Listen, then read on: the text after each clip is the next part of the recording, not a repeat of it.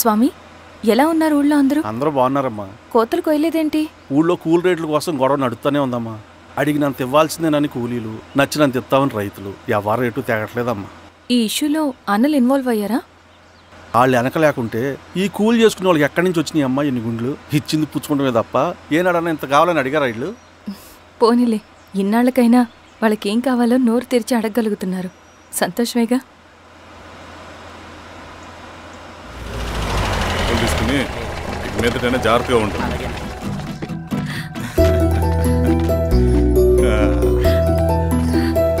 బాగున్నావమ్మా? బాగున్నానన్నయ్య, నువ్వెలా ఉన్నావు? బాగున్నాను. రా లోపలికి వెళ్దాం. రా కూర్చో. సో ప్రయాణం అంతా బాగానే జరిగింది కదా? నీ ఫేవరెట్ నెత్తిపూరి. రా వడ్డిస్తారా? ప్లేట్ తిప్పు. నాకొద్దన్నయ్య, నాకు మంచి కాఫీ తాగాలని ఉంది. అమ్మో, నీకు నచ్చినట్టు కాఫీ చేయాలంటే ఆ దేవుడి దిగి రావాలి తల్లి.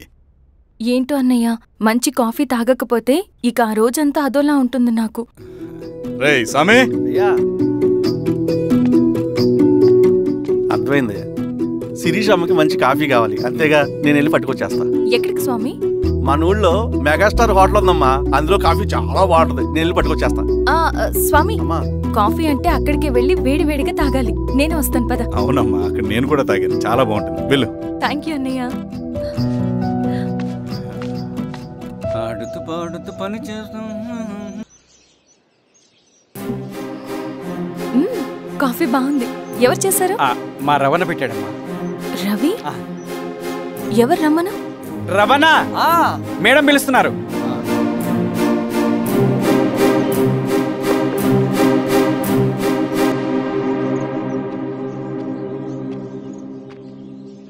ఇతనే రవణ. శిరీష, మీరా? రవి, నువ్వేంటి ఇక్కడ? కాఫీ బాగుందా? చాలా. అది కాదు రవి, నువ్వు ఇక్కడ? ఈ హోటల్ మనోల్దే. మన ఫ్రెండ్స్ అందరు బాగున్నారా? చాలా బాగున్నారు. అవును, మీరేంటి ఇక్కడ? ఏమైందన్నా? స్వామి, త్వరగా కారుదా. జాగ్రత్త. అన్నా త్వరగా పట్టి తీయనా. త్వరగా పోనీ.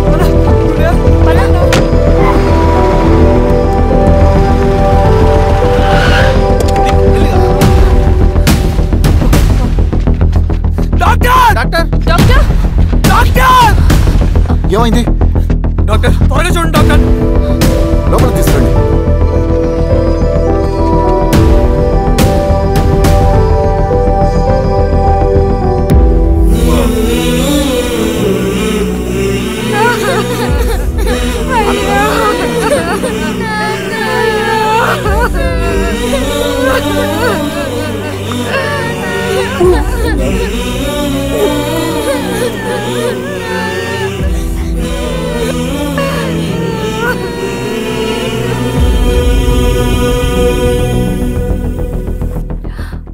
ఎలా ఉంది డాక్టర్?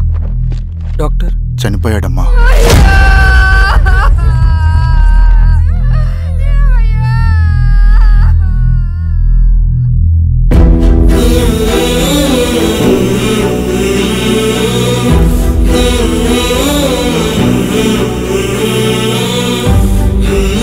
ఆ పేపర్స్ ఏంటి రవి?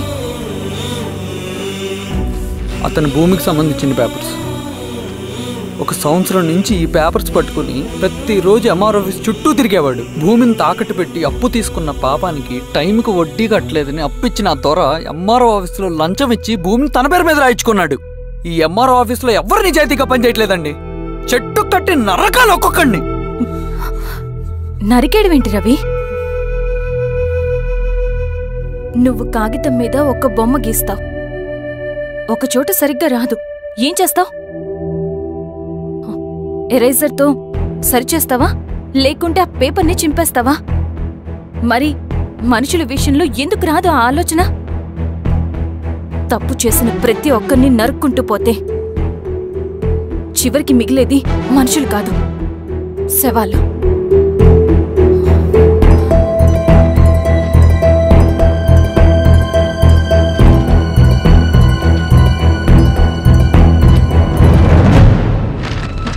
పదరవి రా.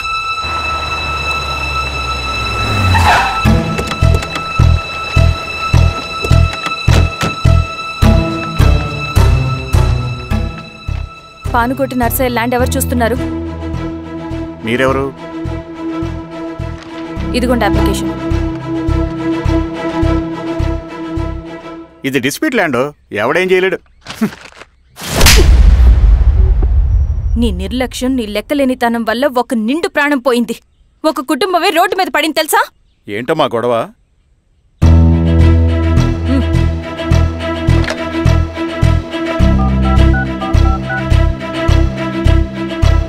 Hello sir.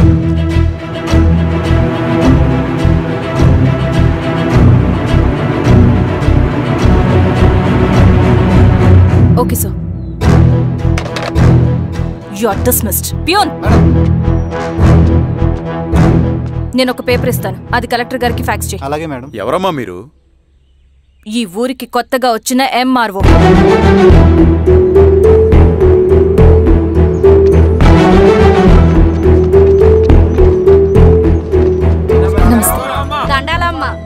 మీ పరిస్థితులు నాకు తెలుసు.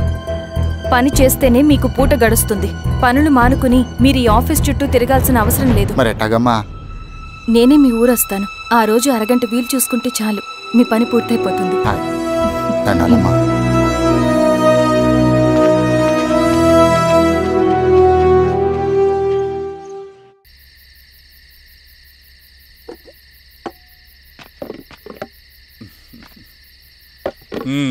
ఎంఆర్ఓ గారు, ఏంటి ఛార్జ్ తీసుకున్న మొదటి రోజే ఆఫీస్లో మీ పవర్ చూపించారట? అన్నయ్య, నువ్వు సస్పెండ్ చేసిన వ్యక్తి నా దగ్గరికి వచ్చాడమ్మా. పాపం కన్నీళ్లు పెట్టుకున్నాడు. అతడి వల్ల నష్టపోయిన ఒక వ్యక్తి నా కళ్ళ ముందు చనిపోయాడన్నయ్య. కన్నీళ్లు ఎన్నిసార్లు తుడుచుకున్నా పోతాయి, కానీ వీళ్ల నిర్లక్ష్యంతో పేదవాళ్ల ప్రాణాలే పోతున్నాయి. అన్నయ్య, మనూరి సమస్య పేదరికం కాదు, నక్సలిజం. నాలాంటి ప్రభుత్వ ఉద్యోగులు వాళ్ళ డ్యూటీలు సక్రమంగా చేయకపోవడం వల్ల విసిగిపోయిన జనం అడవిలో వాళ్ల హెల్ప్ తీసుకుంటున్నారు. ఒక వ్యవస్థ ఇక్కడ సరిగ్గా పనిచేయనందుకే మరో వ్యవస్థ అక్కడ పుట్టింది. అందుకే నా పన్నం చేయనివ్వండి. స్నానం చేసి రండి, భోజనం చేద్దాం.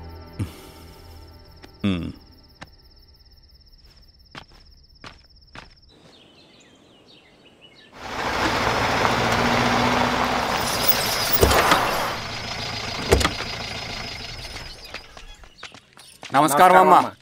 నమస్తే. ఇలా రండి. మీ ఊరు నుంచి కొందరు ఎంఆర్ఓ ఆఫీస్లో అప్లికేషన్స్ ఇచ్చారు. తను వాళ్ళ పేర్లు చెప్తారు, వాళ్ళని పిలవండి. అలాగే మేడం. వెళ్ళండి. Madam, coffee.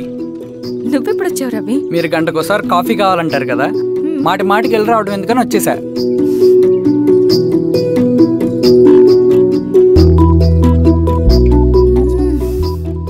రవి, ఈ కాఫీ కోసమైనా నేను పెళ్లి చేసుకోవచ్చు. అదేంటి అలా అనేసారు? That's a compliment. భలేవారండి బాబు.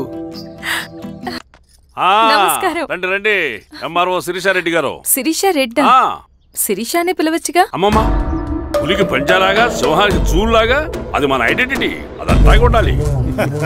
సరే బాబాయ్, నేను ఫ్రెష్ అయ్యేస్తాను, మీరు కానివ్వండి. అయినా ఈ కాలం చదువుకున్న ఆడపిల్లలతో మాట్లాడటం చాలా కష్టం. చుట్టుపక్కల శిరీష్ కొన్న ఇమేజ్ మనకి చాలా మంచి అయింది ఈశ్వర. నేను అడగకముందే పార్టీ హైకమాండ్ సర్వే చేయించి నీకే ఫేవర్గా ఉండడం వల్ల టికెట్ ఇచ్చింది.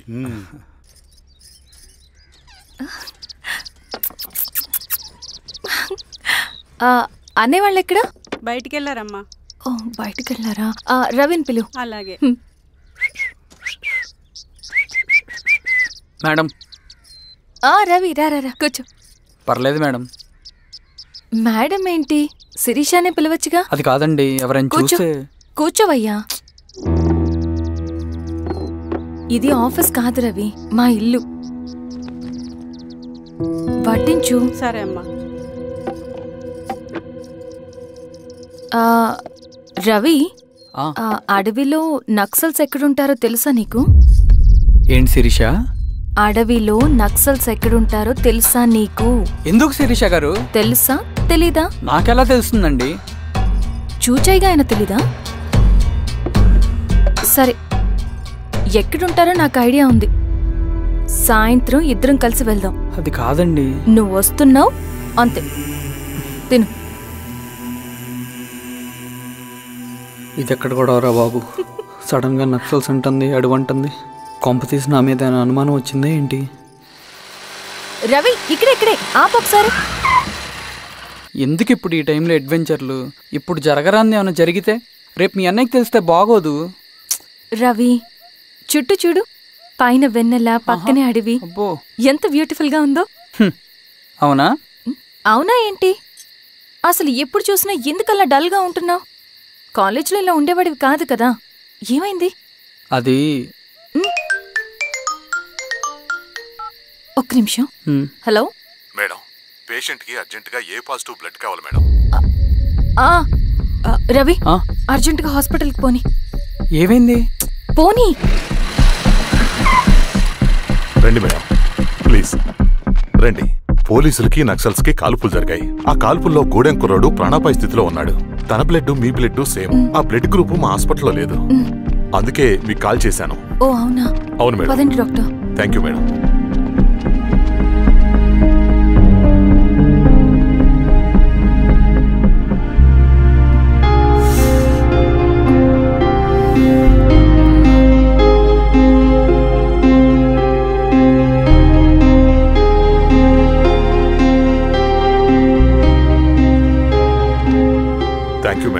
పర్లేదు డాక్టర్. ఇప్పుడు అతనికి ఎలా ఉంది? తను స్పృహలో లేడు మేడం. రవి, నీ దగ్గర మనీ ఉందా? ఉన్నాయి. ఇవ్వు. ఇది అతనికి అందించండి. జాగ్రత్తగా చూసుకోండి. అలాగే మేడం. అమ్మా, భోజనం తీసుకురమ్మంటారా? నాకేం వద్దు. భోంచేయకపోతే ఆరోగ్యం పాడవుతుంది శిరీష. నువ్వు వెళ్ళి తీసురా అమ్మా. సరే. రవి, నాకు ఒక మంచి కాఫీ చేసిస్తావా? తలనొప్పిగా ఉంది. చేసిస్తా కానీ తర్వాత నువ్వు భోంచేయాలి.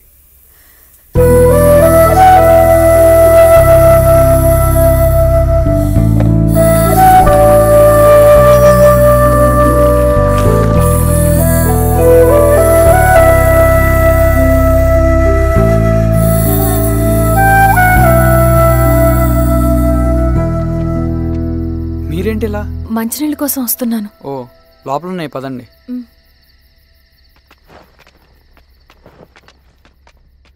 ఇదిగోండి మంచినీళ్ళు.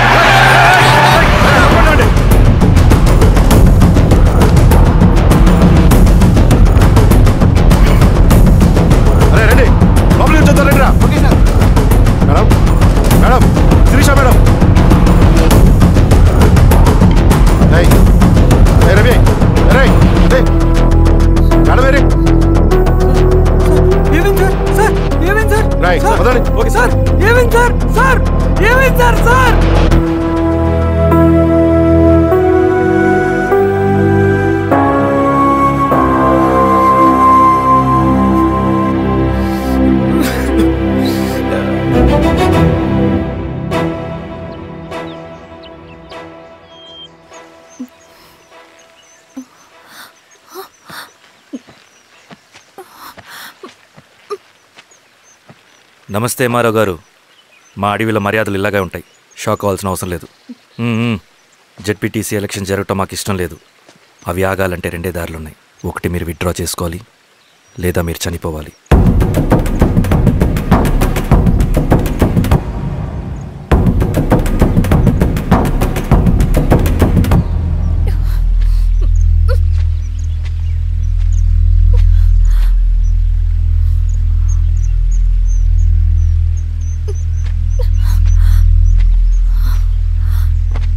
సెంట్రల్ కమిటీ మీటింగ్ ఉందని కబురు వచ్చింది. మేము వచ్చేలోపు ఎలక్షన్స్ ఆగిపోయే న్యూస్ రావాలి.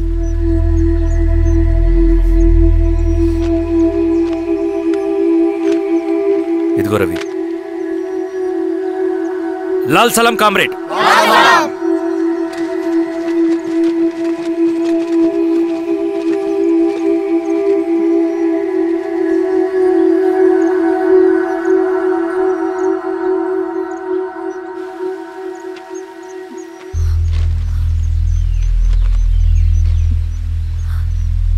ప్రపంచంలో గొప్పవాళ్ళ చావులన్నీ నమ్మక ద్రోహంతోనే జరుగుతాయని నిరూపించావు రవి.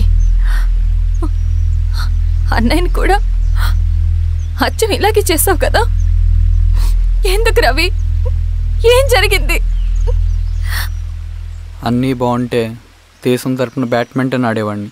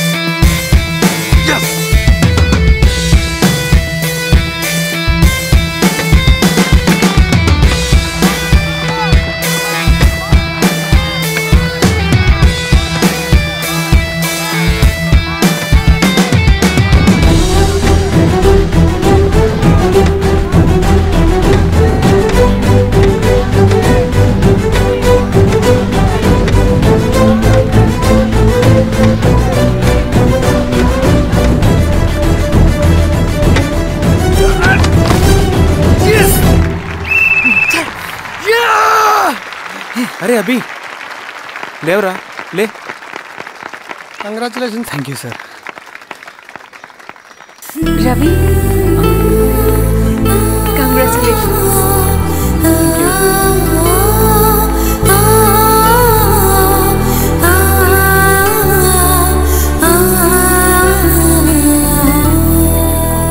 సార్, గంగినేని వెంకటేశ్వరరావు గారి ఎర్రజెండ పుస్తకం ఎక్కడుంది? రవి దగ్గర ఉందమ్మా.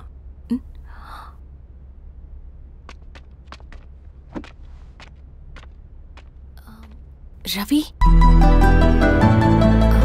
మీకు ఈ బుక్స్ అంటే ఇష్టమా? అవును, నీకు కూడానా? నేను ఇప్పుడిప్పుడే చదువుతున్నా. సైలెన్స్. క్యాంటీన్కి వెళ్ళి మాట్లాడుకుందామా? ఓకే.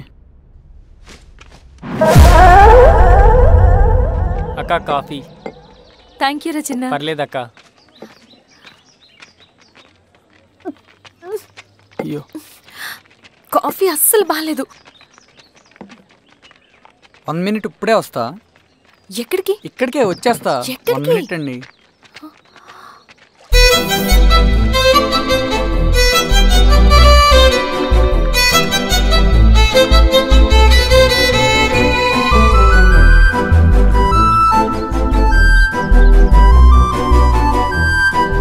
ఒకసారి ఈ కాఫీ టేస్ట్ చేయండి.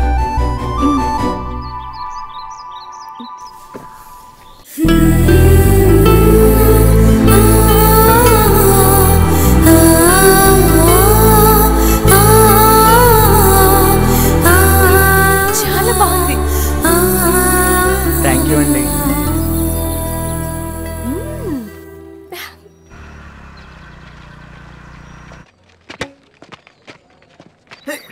Wow sir. ఇట్రా Ravi. Congratulations Ravi. Sir, state badminton training కి సెలెక్ట్ అయ్యావు నువ్వు. Sir, thank you sir. Carry on. నువ్వేమో ఇక్కడ కూర్చొని ఆడుకుంటున్నావు, వాడేమో state level training select అయ్యాడ్రా.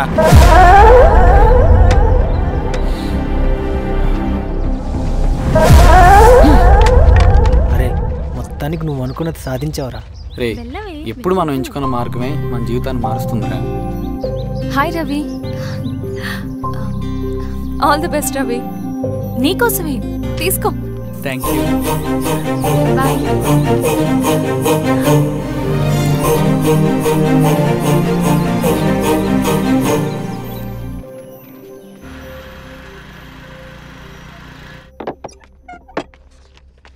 Sir రమ్మన్నారంట.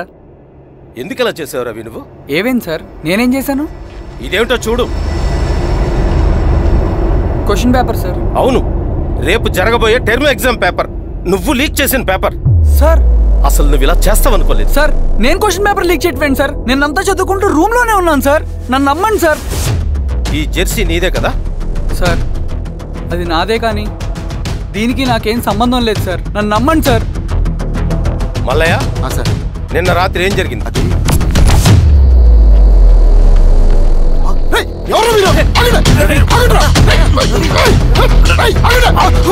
Sir అతను అబద్ధం చెప్తున్నాడు సార్. నాకేం తెలియదు సార్. నేను దొంగతనం చేయలేదు సార్. నన్ను నమ్మండి. ఐఎమ్ వెరీ సారీ రవి, నేనేం చేయలేను. తప్పు నువ్వే చేసావని అన్ని నీ వైపే ఉన్నాయి. నిన్ను రెస్టికేట్ చేయడం తప్ప నాకు వేరే ఆప్షన్ లేదు. సార్ అంత పని చేయమాకండి సార్. నా లైఫ్ పోతుంది సార్. ఇండియా తరపున బ్యాడ్మింటన్ ఆడాలన్నది నా డ్రీమ్ సార్. నన్ను నమ్మండి సార్.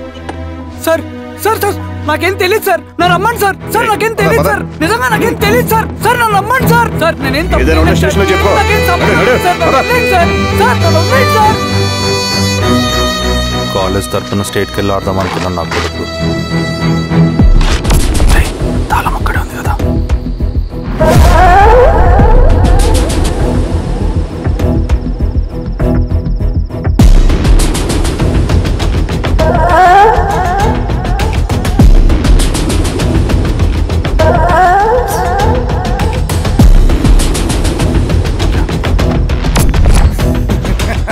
రేపు జైల్లో ఆడుకుంటారా బ్యాడ్మింటన్?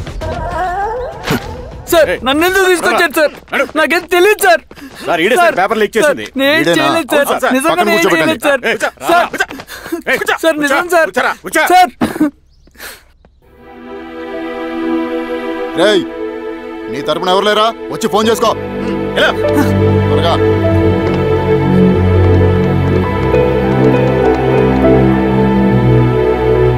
సార్ నేను రవీన్ సార్. రవి చెప్పు.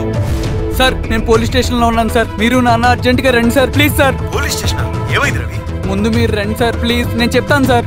సరే సరే వస్తున్నా. వెళ్ళి కూర్చో. సార్ అయ్యా దండలయ్యా. రే రవి నాకేం తెలియదు ఏయ్, నువ్వు ఆగు. నీ కొడుకు క్వశ్చన్ పేపర్స్ దొంగతనం చేసి దొరికిపోయాడు. ఎఫ్ఐఆర్ రాసి కేసు పెడితే జైలు శిక్ష పడుతుంది. అలా కాకుండా కేసు క్లోజ్ చేయాలంటే 2 లక్షలు కావాలి. వెళ్ళి తీసుకుంట్రా, అర్థమైందా? ఏయ్, నా సంగతి నీకు తెలుసు కదా. లోపలేస్తే 10 సంవత్సరాలు బయటికి రాడు. వెళ్ళి డబ్బులు కొట్టరా.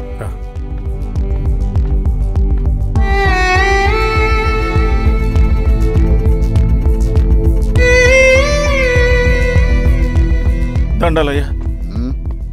ఇదిగోనయ్యా 2 లక్షలు.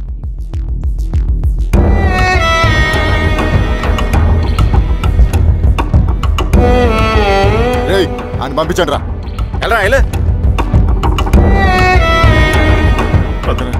నిజంగా దీనికి నాకేం సంబంధం లేదు నాన్న. త్వరగా ఉండండి రా. బంగారం లాంటి భూమిది. అరే ఏంకన్నా పటేల్ మీ పొలం దున్నేస్తున్నాడు. పటేల్ మా పొలం రవి పద.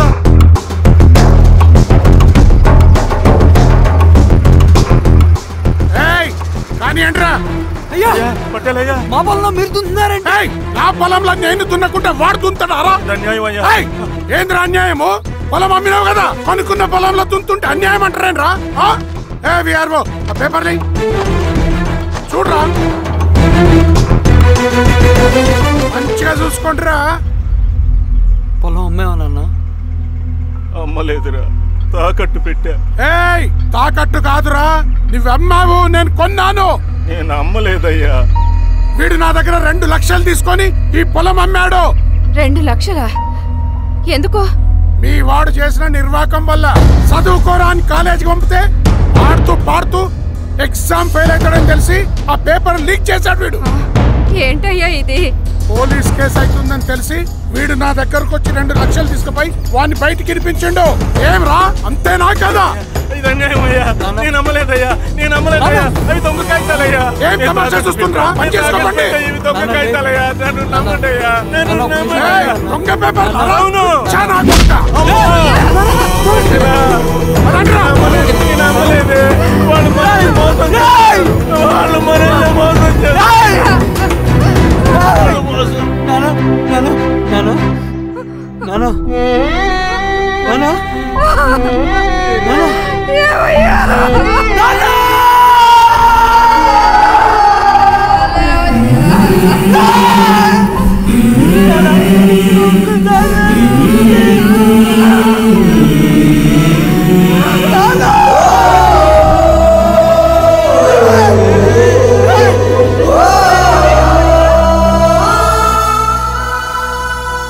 నాన్న చనిపోయిన తర్వాత మా భూమి కోసం వెళ్ళి పై అధికారులను కలిశాను. కానీ వాళ్ళు కూడా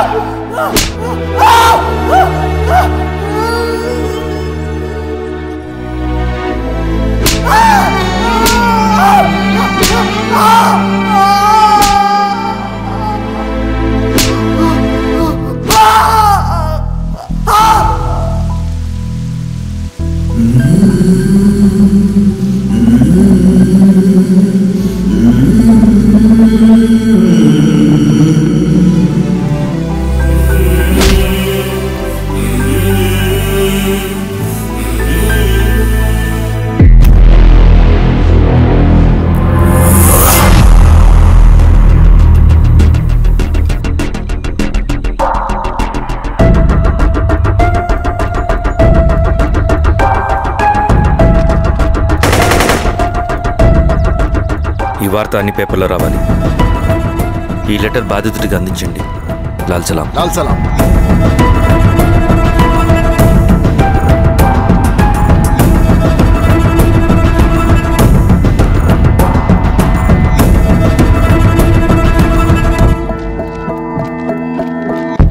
ఈ పీడిత భూస్వాముల నుండి విముక్తి కోసం విప్లవ పోరాటం చేయాలి. పేద ప్రజలను సమసమాజం వైపు నడిపించాలి. దళం నిన్ను ఆహ్వానిస్తుంది. రా, జనం కోసం పోరాటం చేద్దాం. లాల్ సలాం.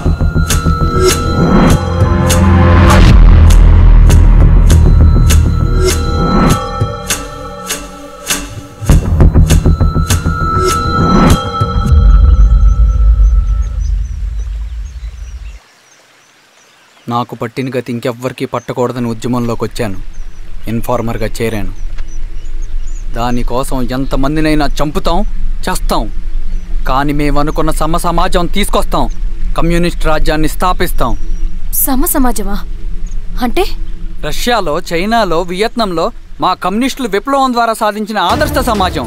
Lenin, Stalin, Mao, Che Guevara, Fidel క్యాస్ట్రోల్ సృష్టించిన కులాలు, మతాలు, వర్గాలు, వర్ణాలు లేని ఒక సామ్యవాద స్వర్గం.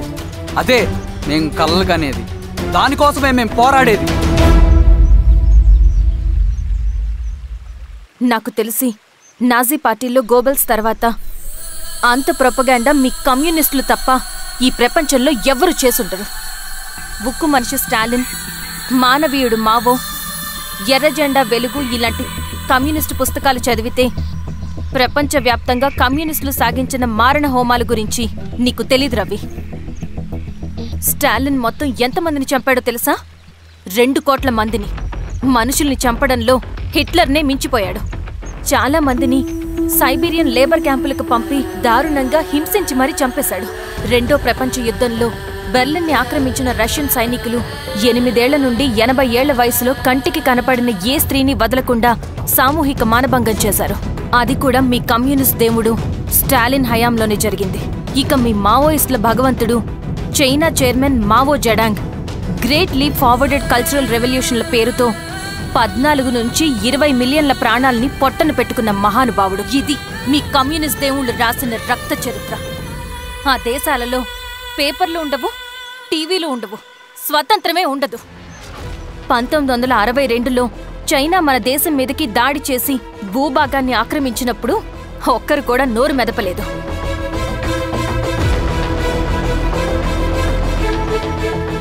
కమ్యూనిస్టుల మానసపుత్రులైన మీ నక్సలైట్లు ఏమైనా తక్కువ తిన్నారా? పశ్చిమ బెంగాల్లోని నక్సల్బరి అనే గ్రామంలో 1965లో జోతేదార్ల దౌర్జన్యానికి వ్యతిరేకంగా పుట్టిందే మీ ఉద్యమం. A for arms, B for Bengal, C for Charu Majumdar. చారు మజుందార్ చెప్పిన స్టేట్మెంట్ గుర్తుందా? వర్గశత్రువుని ఖతం చేసి వాడి నెత్తుట్లో చేతులు ముంచని వాడు విప్లవకారుడు ఎలా అవుతాడు? అక్కడి నుంచి మొదలైంది మీ నక్సల్స్ హింసాకాండ. 1965 నుంచి ఇప్పటిదాకా 1,00,000 మందిని ఉద్యమం పేరుతో చంపేశారు. కేఎస్ వ్యాస్, పరదేశీ నాయుడు, ఉమేష్ చంద్ర, శ్రీపాదరావు, దుగ్గిరాల వెంకట్రావు, హైగ్రీవాచారి, బుడ్డా వెంగల్ రెడ్డి, ఇలా చెప్పుకుంటూ పోతే ఎంతో మంది మీ చేతుల్లో చంపబడ్డారు. ఇంతమందిని చంపి ఏం సాధించారు మీరు? కంపెనీలు తెచ్చారా? ఉద్యోగాలు ఇప్పించారా? ఇళ్లు కట్టారా? హాస్పిటల్స్ పెట్టారా? ఏం చేశారు మీరు? You did nothing. కడితే డెవలప్మెంట్, కూర్చితే విధ్వంసం. విధ్వంసం చేశారు కానీ డెవలప్మెంట్ ఏం చేశారు మీరు? అంటే ఇన్నేళ్ల ఉద్యమంలో మేం మంచి చేయలేదా? లేకే, ఖచ్చితంగా చేశారు. తెలంగాణ సాయుధ పోరాటం, శ్రీకాకుళం సాయుధ పోరాటం వాళ్ల చలవే. భూస్వాములు తగ్గి కూలీ రేట్లు పెరిగాయి అంటే అది మీ చలవే. నంబూద్రిపాద్, జ్యోతి బసు, సోమనాథ్ చటర్జీ, పుచ్చలపల్లి సుందరయ్య, తరిమెల నాగిరెడ్డి, చంద్ర రాజేశ్వరరావు, నల్లా నరసింహులు ఒక్కొక్కరు ఒక్కో లెజెండ్. కానీ వీళ్ళు ప్రజానాయకులు. తుపాకీ పట్టి అడవిల్లోకి వెళ్లలేదు. ఎలక్షన్స్ లో గెలిచి ప్రజా సమస్యల్ని పరిష్కరించారు.